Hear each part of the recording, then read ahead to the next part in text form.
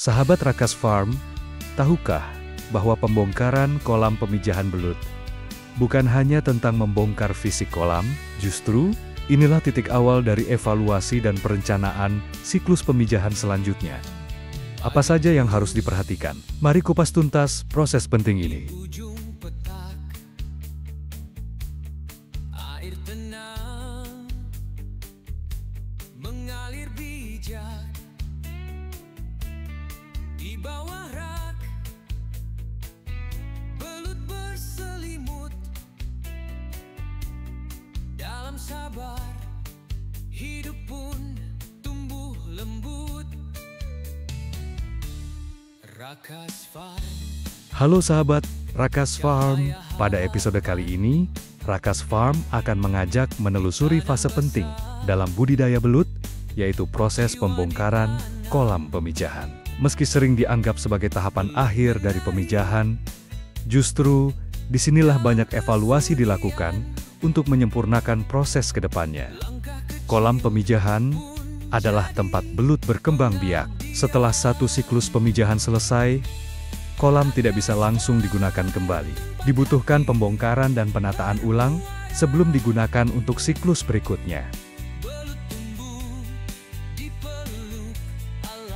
Pembongkaran kolam dimulai dengan pengeringan dan pengangkatan material dasar kolam. Semua media ini harus diangkat secara hati-hati, agar tidak mencederai belut yang mungkin masih bersembunyi. Belut hasil pemijahan pun dipisahkan antara indukan yang masih produktif dan belut muda yang akan dipelihara lebih lanjut. Setelah material dibongkar, dilakukan pembersihan menyeluruh pada dasar kolam untuk menghindari penumpukan amonia atau bibit penyakit.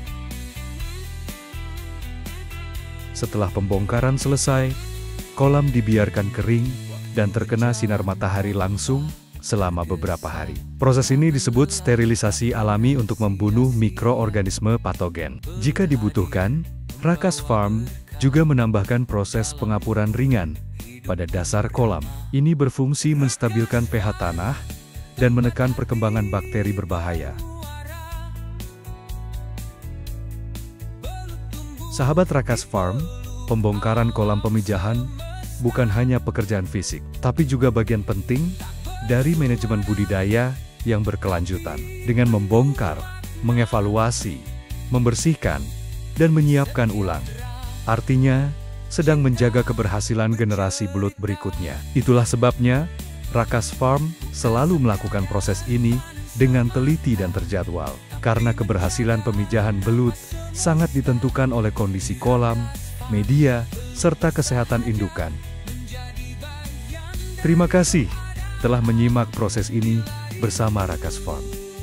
Semoga langkah-langkah yang dibagikan bisa menjadi referensi dan inspirasi bagi siapapun yang ingin membudidayakan belut secara serius dan berkelanjutan. Sampai jumpa di episode selanjutnya.